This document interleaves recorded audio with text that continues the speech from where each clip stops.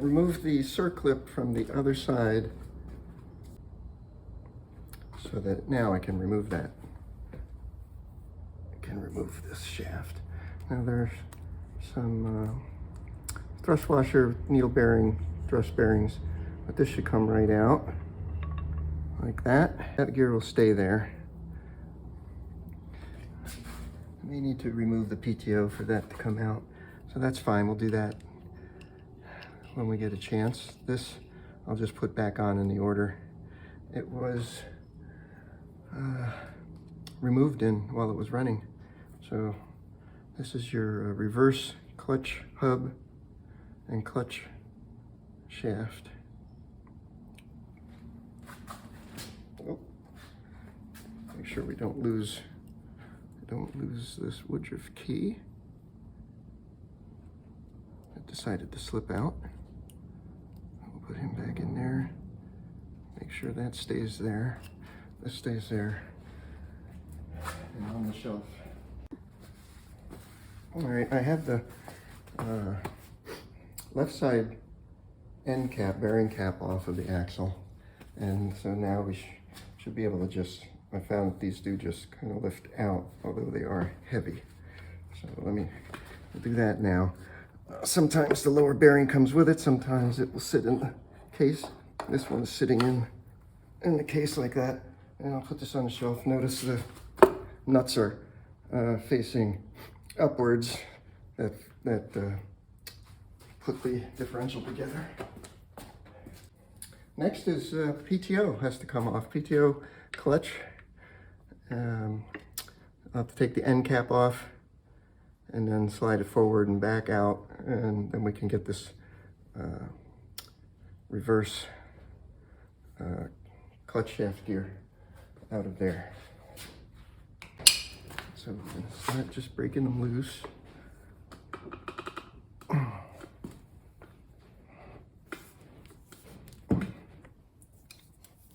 There's one.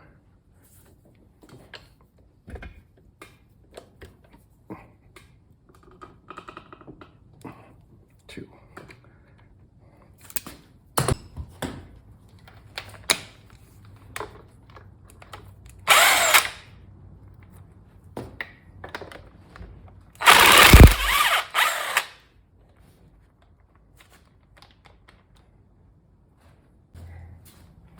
So I'll circle it on the other side of this.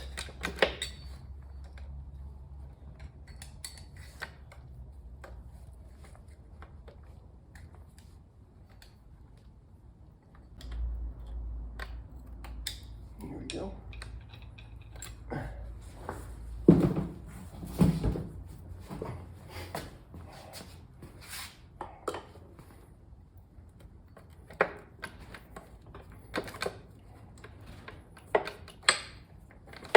There's a Woodruff key in there we gotta grab. A pair of pliers.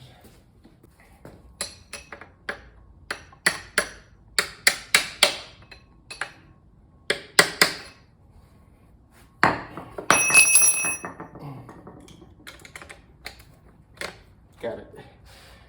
There. Now,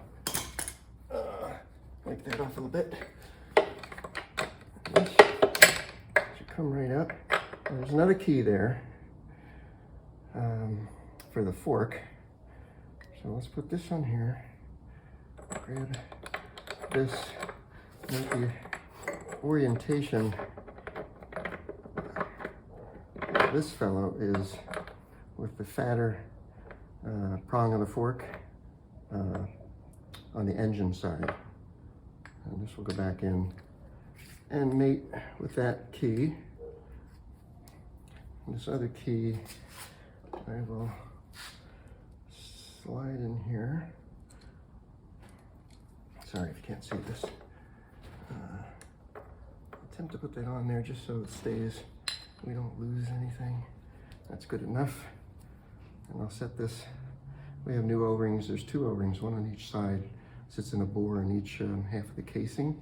Keeps oil from coming out, and your groove for the circlips that go on either side of it, which is in there. So we're good here. I'm gonna move this over onto the shelf.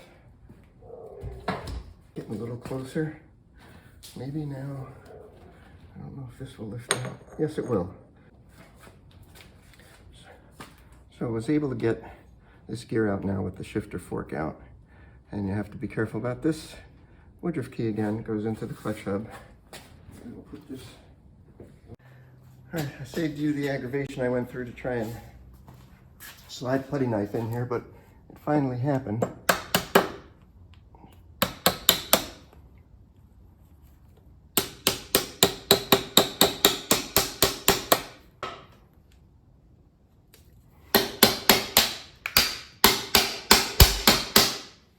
Poor putty knife owes me nothing.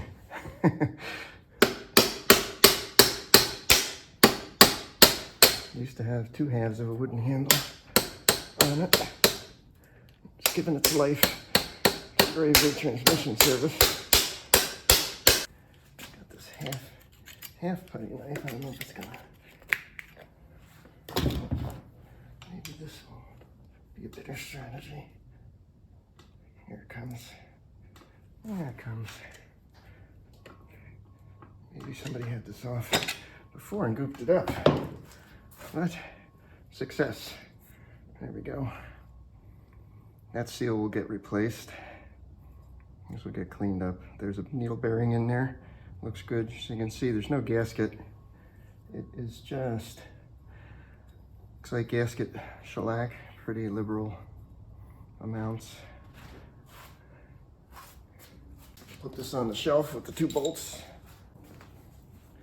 Now,